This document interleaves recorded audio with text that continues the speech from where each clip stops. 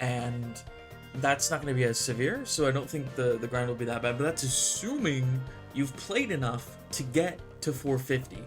And I have no incentive to do that right now. I can't imagine most people have an incentive to do that right now.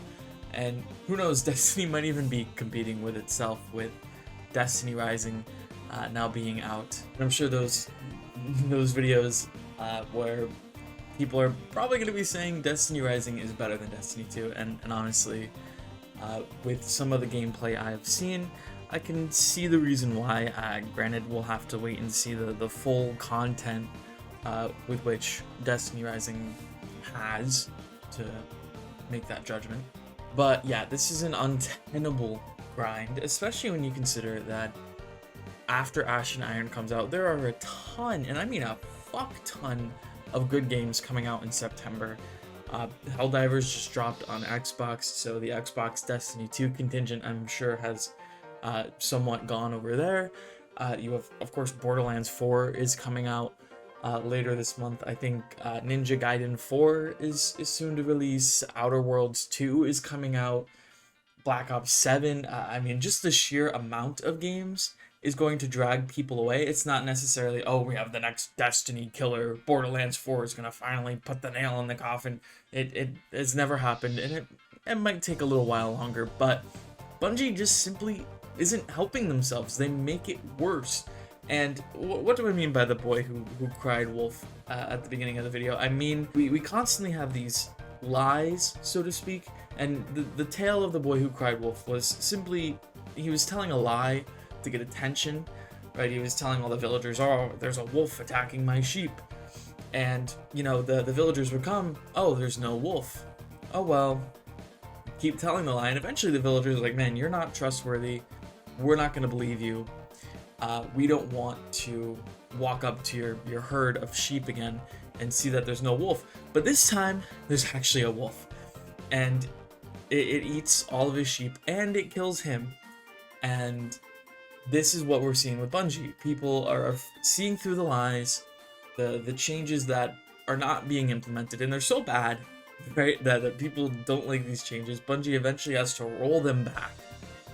But where is the improvement, right? We're essentially back to square one, which is where we started with this grind, which still isn't great. 150 hours is not great. It's not even good. It's horrible. Even 100 hours, in my opinion, would be insane. There is a middle ground. 75, maybe even 50 hours isn't horrible, but we're talking about 3 times 50 hours at this point with 150. And we always try to evaluate a DLC with some kind of metric, and a good one most people will use is, do you get enough time, do you get enough entertainment for your time, is what I'm trying to say. And Edge of Fate at the base value is $40. If you spend it on the deluxe version, it's $80, but for the sake of universality, we're gonna say $40.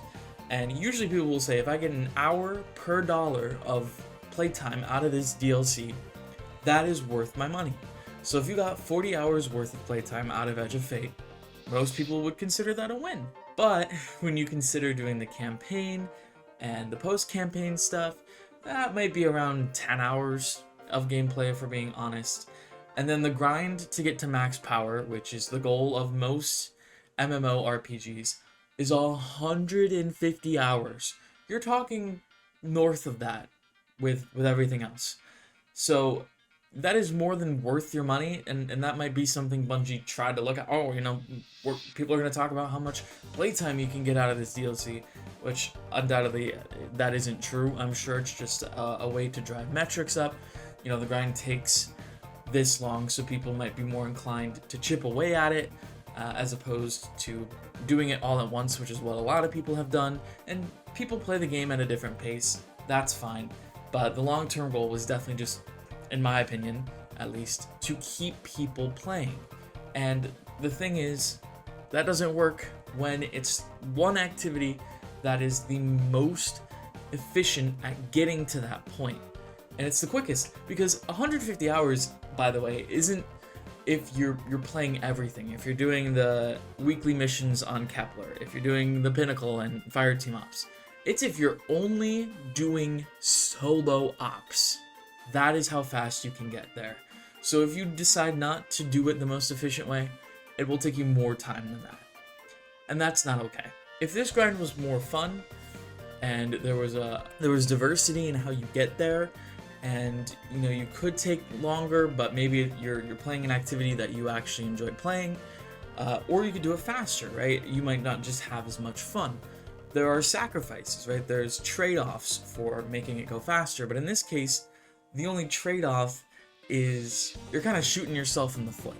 And to be completely honest, most of the time you're not even completing Fire Team Ops because stuff happens, and then the time bonuses before the current changes, which increased the amount of time you have to get those bonuses, most of the time you weren't getting those, which made it completely untenable to grind through the Fire Team Ops playlist unless you had a set fire team, which most people don't. So eventually we're going to arrive at a point where enough people have left Destiny 2 because they're tired of the gaslighting and the we're listening but we're actually not listening because the community complained about an issue.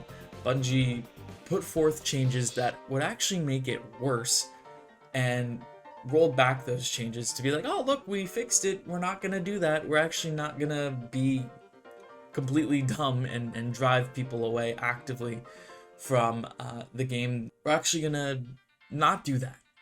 Like, oh, good job, you figured out the plot, but it's a little too late, right? We're at a point where it was a week or so since the TWID came out, and it took that long for them to communicate that, hey, we saw what you guys were saying about this stuff, and we saw the shorts and the videos and the Twitter threads, and we're actually going to roll it back now.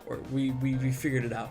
And hopefully in the TWID that's coming out, I'm recording this before the August 28th TWID, hopefully that will outline some changes that will make the grind a little bit easier, because that definitely needs to happen, especially moving forward, because we're already seeing a dip in players, and it's mostly because the grind is pointless, right? You get a bunch of tier 5s from Solstice.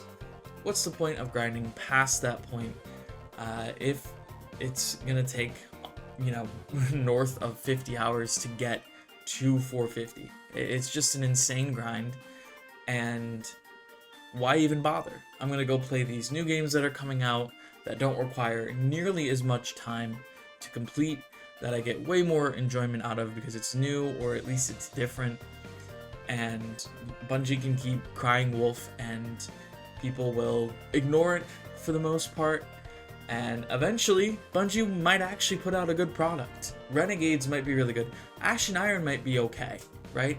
But it's not gonna matter for some people because they're done. They're just done with the lies and the lack of transparency and stuff coming out not polished like the Portal did. And if the Portal was polished when it released, then we wouldn't have this problem of solo ops is the best way to grind, and if you're not doing that, you might as well just go play Destiny Rising at that point.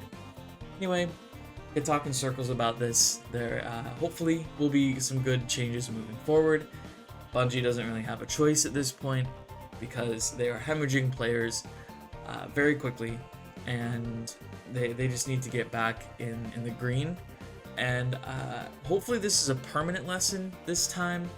You would think at some point they would learn, but the leadership has been the same for the past decade plus. And sure, the one guy, Pete Parsons, is gone, but Justin Truman has also been there for a very long time.